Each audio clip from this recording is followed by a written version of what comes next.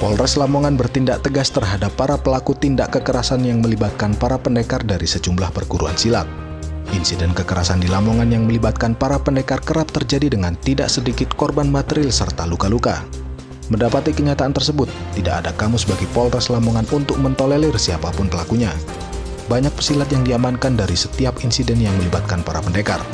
Selama kurun waktu 6 Januari hingga 3 Mei 2023, Polres Lamongan menangani mengungkap sebanyak 9 kasus dan menangkap 19 tersangka, ungkap Wakapolres Lamongan Kompol Akai Fahli pada awak media saat rilis pada Jumat 5 Mei 2023. Dari 19 tersangka, 2 diantaranya berstatus anak-anak, sedangkan 15 orang lainnya adalah dewasa. Untuk yang berstatus anak-anak masih tidak ditahan. Dari reka pengungkapan, bahkan ada yang 2 insiden terjadi dalam sehari. Semua peristiwa terjadi di tempat terbuka dan di jalan umum. Diungkapkan, berita acara yang sudah masuk tahap 2 dilimpahkan ke Kejari Lamongan sebanyak 2 perkara, sedangkan 7 lainnya dalam proses sidik. Polisi menangkap 19 anggota pesilat yang terlibat penganiayaan di sejumlah wilayah di Kabupaten Lamongan. Dari 19 pesilat yang diamankan tersebut, 4 diantaranya merupakan anak-anak. Kasus penganiayaan yang dilakukan oknum pesilat tersebut terjadi bulan Januari hingga bulan Mei 2023. Menurut Akai Fahli, dari 9 kasus yang terjadi sejak Januari hingga Mei 2023, 2 kasus diantaranya sudah tahap 2 Kejaksaan Negeri atau Kejari Lamongan, sementara 7 lainnya masih dalam proses lidik. Sementara untuk pelaku yang masih anak-anak tidak dilakukan penahanan sesuai dengan sistem peradilan pidana terhadap anak atau disingkat SPPA. Akai mengatakan, para tersangka yang diamankan dalam kasus kekerasan terhadap orang atau barang yang melibatkan perguruan silat ini berasal dari sejumlah perguruan silat di Lamongan, yaitu tercatat dari 3 perguruan silat. Selain mengamankan para tersangka, polisi juga mengamankan sejumlah barang bukti para pelaku ini, diantaranya adalah 3 motor, batu, dan 2 kaos. Pelaku ini akan dijerat dengan pasal 170 KUHP dengan ancaman hukuman 7 tahun penjara. Satreskrim Polres Lamongan telah mengungkap ada 9 laporan polisi atau 9 kasus, 9 kejadian yang dilaporkan.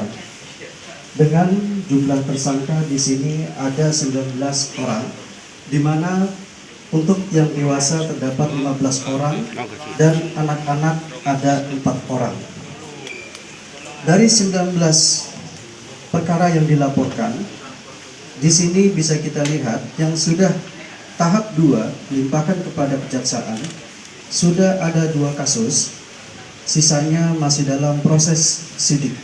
Jadi kalau dilihat daripada motifnya, karena kejadian 70, kebanyakan saling melihat, merasa tidak senang dilihatnya, terus kemudian melakukan pemukulan bersama-sama.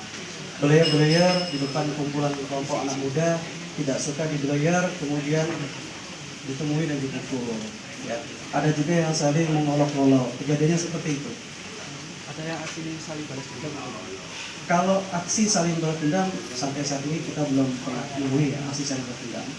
Laporan-laporan yang masuk kepada kita itu adanya pelakuan atau perbuatan secara bersama-sama melakukan perusakan terhadap barang atau orang yang dilakukan oleh sekelompok pada beberapa orang. Di wilayah Kabupaten Lamongan ini banyak sekali perguruan silat, lebih daripada 20 perguruan silat. Ya. Namun ada perguruan silat yang mana warganya besar, ada 3 perguruan silat. Kami bersama dengan Forkopimda, instansi dari TNI, dari Pemkab, juga berulang kali melakukan kegiatan yang namanya mengumpulkan para ketua, para tokoh untuk perguruan silat. Ini juga salah satu upaya yang kami lakukan untuk menekan supaya tidak ada kejadian-kejadian gesekan antar perguruan silat pada tingkat grassroots. Nah, untuk mengumpulkan para perguruan silat itu tidak sekali 2 kali. Selama bulan puasa tidak kurang dari 3 kali kami melakukan mengumpulkan ini pada tingkat kabupaten. Pada tingkat kecamatan, para kapolsek, Pak Danramil dan Pak Camat juga mengumpulkan para ketua rayon dan ranting. Untuk apa tujuannya? Untuk mengeratkan kembali hubungan mereka. Ya, kalau ketua-ketuanya sudah baik, mudah-mudahan harapan kita anggota warga sampai tingkat bawahnya juga baik. Kemudian kita juga melakukan yang namanya kegiatan monitoring. Dalam reskrim, Satreskrim dibentuk adanya Krimserse. Satintel juga ada Krimserse, lalu lintas juga ada dibentuk. Ya, tujuannya untuk apa? Mengawasi pada tingkat di bawah, di kecamatan, di desa.